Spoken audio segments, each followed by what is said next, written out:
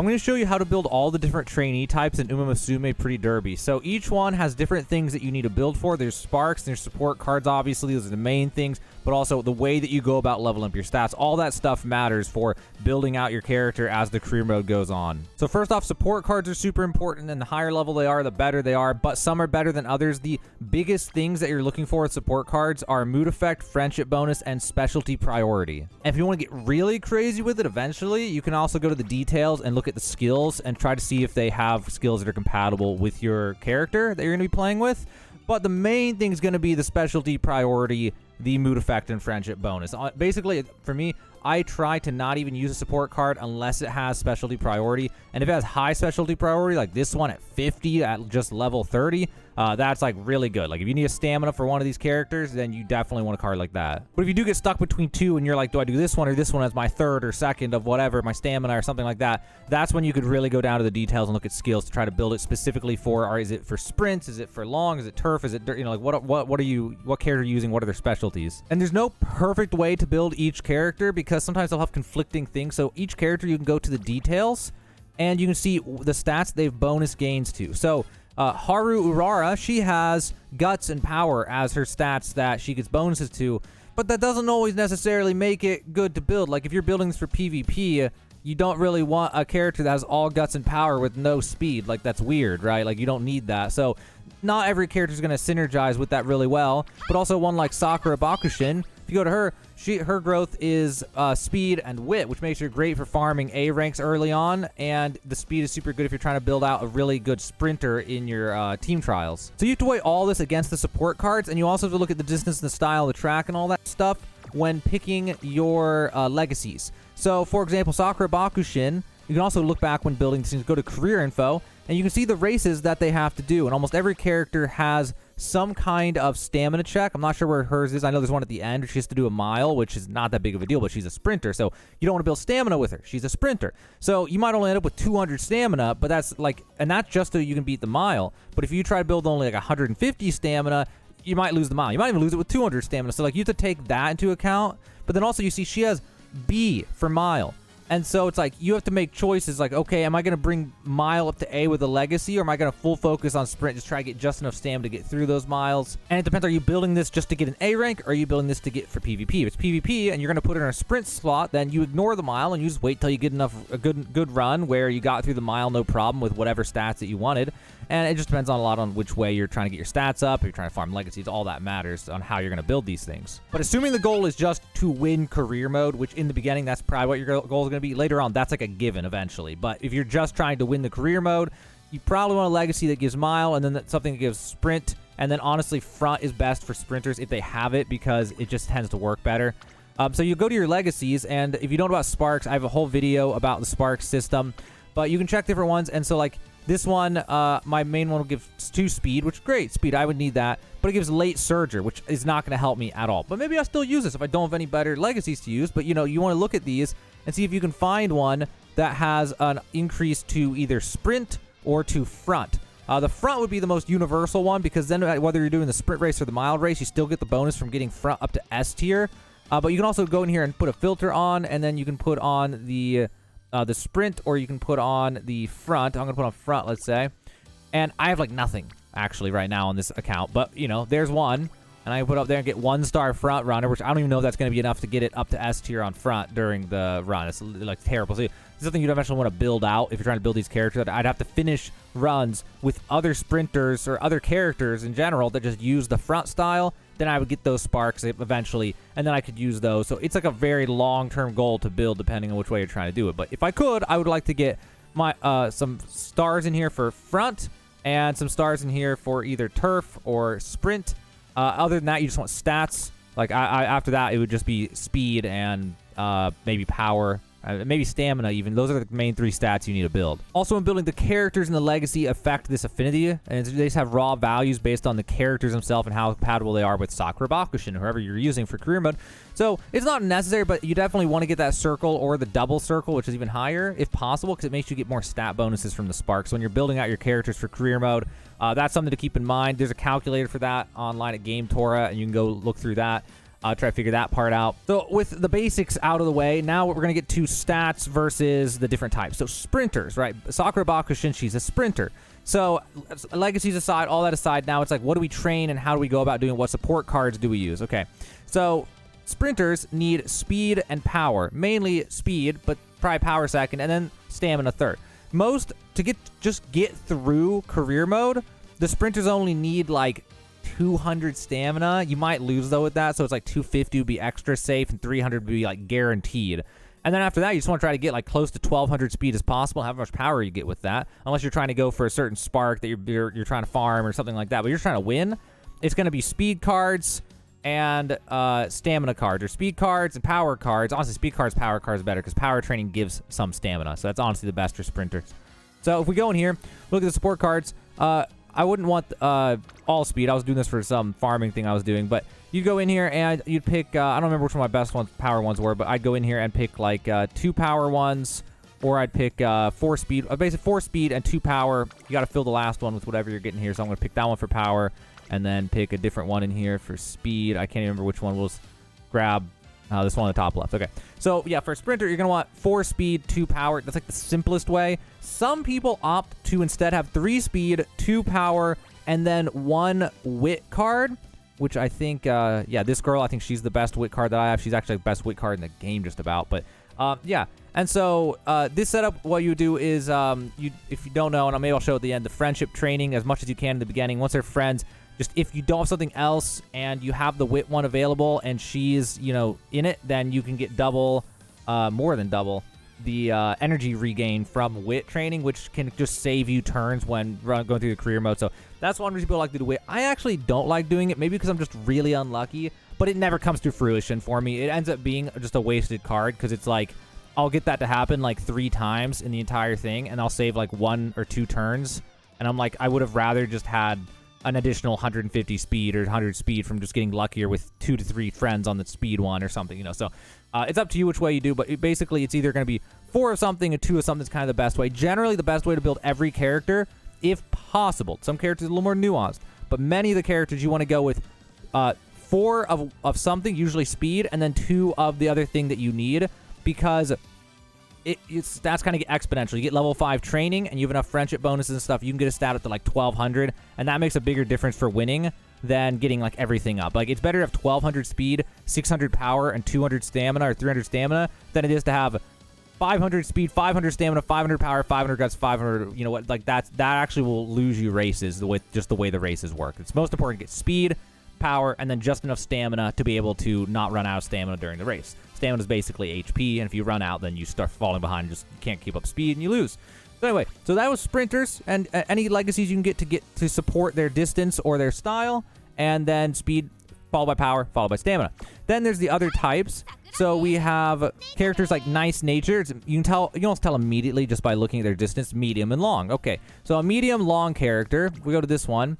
What you're going to want to generally build is, well, I guess what I have is all right. I have late surger, and she does late and pace, but what you're generally going to build for them is you still got to get speed, but you need stamina. Power does not matter as much when you have a long distance character.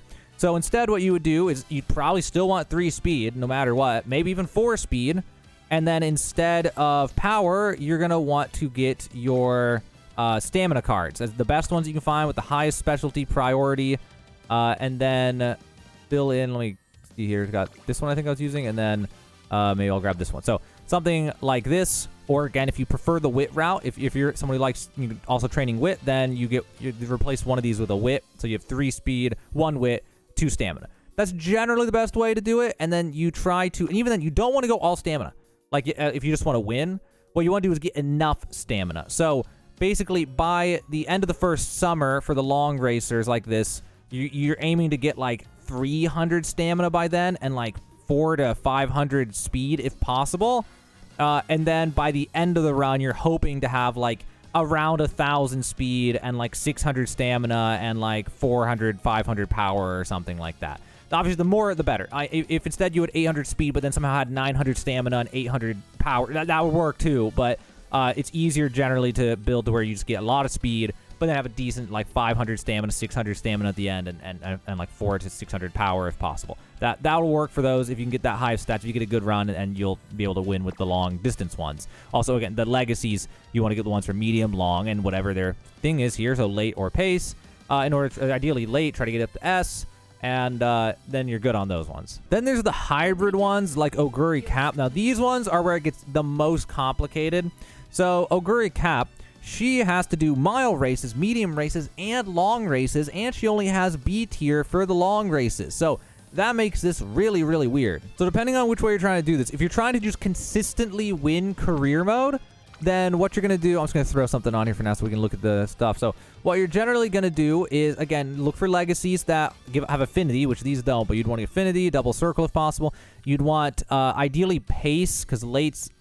You can use late during a long run to make your stamina go further, and if you, depending on your run goes, you may have to do that. But overall, if you have the stamina for it, pace is going to be better. But ideally, for a character like this, like say in her particular case, you would definitely want Sparks to increase long up to A, because she has to run 2 long races. Okay, so that's really important. And there's no point in building any specific one up to S for the distance, because her races are so varied. Unless you're just trying to win the URA at the end, in which case I think they're all mile races. So if that for some reason was the goal, then you'd want S tier mile. But anyway, so yeah, that's with that. And then when you get to the deck, for her, if you're just trying to consistently win the... you're trying to win the career mode, you're going to want probably 3 speed cards. And then I've played with so many things. This isn't my most played character specifically, but I'd say the most consistent thing would be 4 speed and 2 stamina would probably work for her. And then you just focus more on speed. And and the main thing is, after the first summer, you want like 300 stamina. After the second summer, you want like 450 stamina, or at least 400 stamina. And that's usually enough to get by. It's a little risky at 400, but you might be fine. Another option, though, if you're being really risky, but then you can build a stronger character at the end, is you can replace these stamina ones with power cards. And if you replace them with power cards, then you have to train power more early on, but training power will get you stamina. And so you end up in this weird scenario where you'll have like mid-game somewhere, you'll have like 600 speed, 600 power, and that gets you up to like 280, 300 stamina or something like that, especially if you train stamina a few times in the beginning while getting your friendship levels up and stuff. And then one of these characters can have enough stamina, but then be able to train their speed and their power instead, and still maintain the stamina. So like, there's a lot of ways that you can try to build it depending on what you're doing. If I was building it for PvP, getting a perfect run like that might be ideal, because then I could get, in a perfect run, you get like 1200 speed and you get like 1000 power, which gets you like 500 stamina or 600 stamina almost, or something like that. I don't know the exact distribution, but it would be something like that. And that'd be pretty good for PvP. The other option, if you're just trying to get like an A rank on a character, not just this character, but a lot of characters, one thing you can do is you can just go 3 wit. So we put on this character, and then I think I have this one. And this is like the cheese strategy, but it's not as good for PvP and team trials. But if you're just trying to get A ranks, it's not so bad. And what this one is you just try to train wit and speed. And when you train wit, it gives you energy back, especially when there's friendship bonuses. And so then you don't have to rest nearly as much. When you have a setup like this, especially with good cards for giving energy back in their random events, then you might end up going through a whole career and only having to rest like 7 times or something. And that gives you like an extra like 10 turns of training. And it's pretty easy to do this to get like over 1000 speed and over 1000 wit in a really good run and get an A rank, depending on the character and stuff like that. And then I don't know exactly what it is you guys are looking for when you look up like how to build a character. So I'm trying to answer all that as best as I can. So if you're thinking also like, how do I train it? Like if that's involved in this, because I'm also making videos on how to train, but if you're thinking that in this how to build, the way it works, if you don't know, is you have your cards up here, your support cards, and they're randomly assigned to the training. And so one of the ways to build a card, like so for Oguri Cap, I know I need stamina, but I want to build speed and power, okay? Especially with the cards I picked. I did the one of 2 power and 4 speed, okay? So in the early game, let's say right now, this turn, for example, I have 2 on power, 2 on guts, 2 on stamina, and I need to get that friendship up as fast as possible so I can get the friendship training. But since all 3 choices are more or less equal, this is my chance to get some stamina.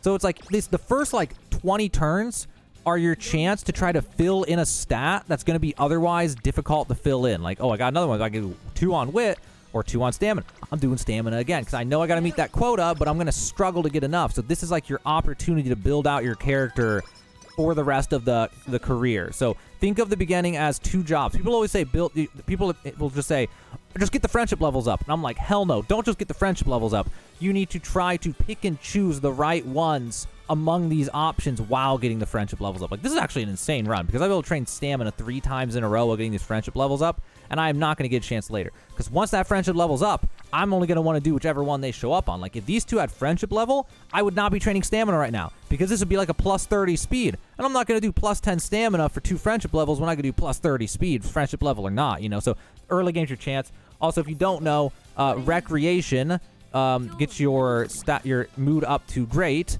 And the mood effect thing I talked about, support cards, it amplifies this 20%. So if you have enough of that, you can get up to 30 or 40%.